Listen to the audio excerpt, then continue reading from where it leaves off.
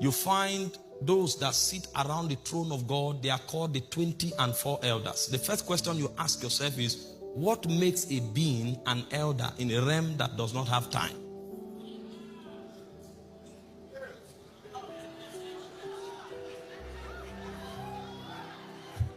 What is the parameter?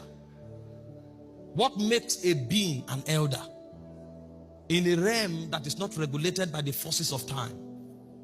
But as you study their operation, you discover two things stand out. Number one, they are custodians of the secrets of God.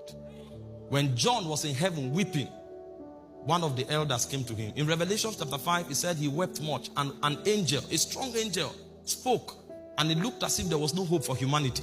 And John was weeping in heaven until an elder came to him and said, weep not. That angel does not know much, even though he's in heaven, because this thing is a function of scrolls. He said, meanwhile, that thing that angel does not know. He said, behold the Lion of the tribe of Judah, the root of David. He is not prevailing, he has prevailed. So what you think is a breaking news is in the past. So they are custodians.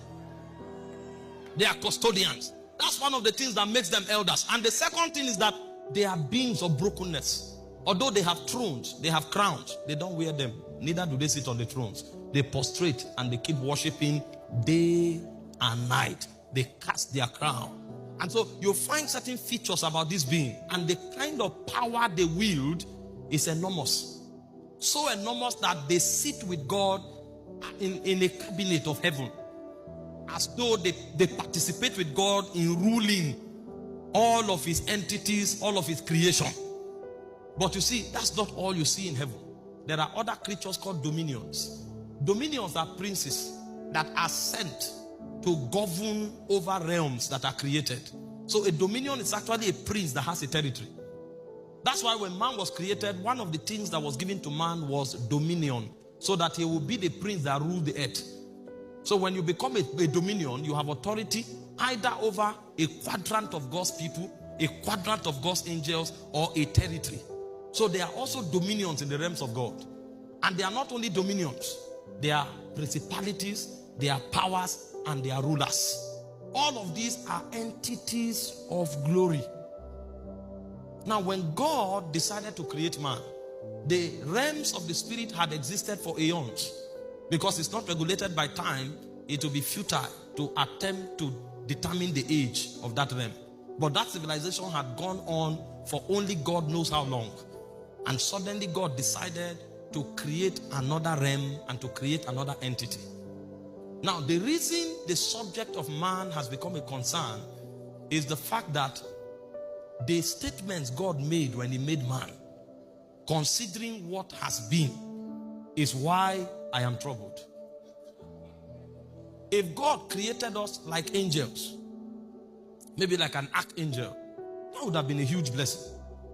Because there are some angels that, the Bible spoke about an angel that passed through the earth in one night and slew 185,000 people. Now, what kind of might is that? What weapon was he using?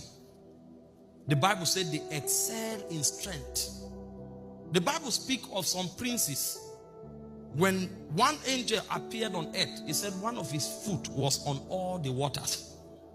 The question is, were the oceans gathered together, or is his foot many?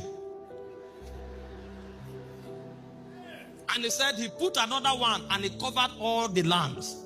And when the angel shouted, he said 1/3 of the birds died. Such is the excellency of the angelic order. The ranking of that realm is something so superlative that the mind cannot comprehend. But when God wanted to create man, he didn't deem it fit to create us like archangels. And the Bible said in Genesis chapter 1 verse 26, he said, let us make man. Now, if God created us in the image of the Son, that would have been glory enough. If he created us in the image of the Spirit, that would have been glory enough. If he created us like the Father, that would have been glory enough. But he said, let us make man in our own image, after our likeness. That means when you study into man, you are going to find the dimensions of the Holy Ghost. You are going to find the dimensions of the Son, and you are going to find the dimensions of the Father.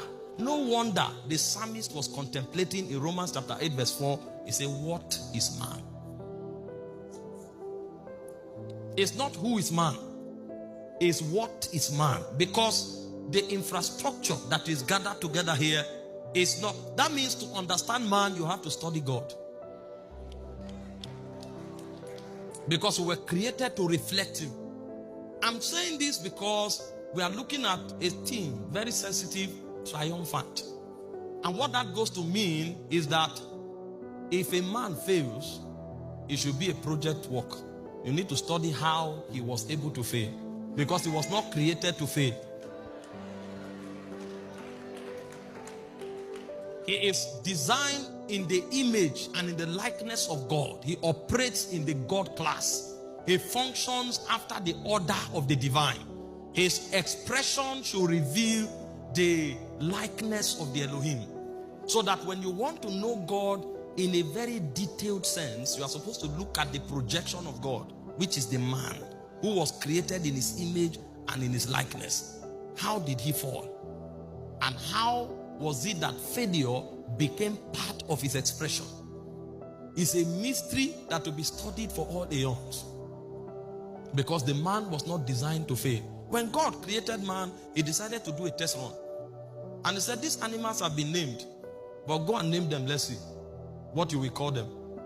And the Bible said, every name the man called the animals was the name thereof. He didn't make one mistake. He operated at the mental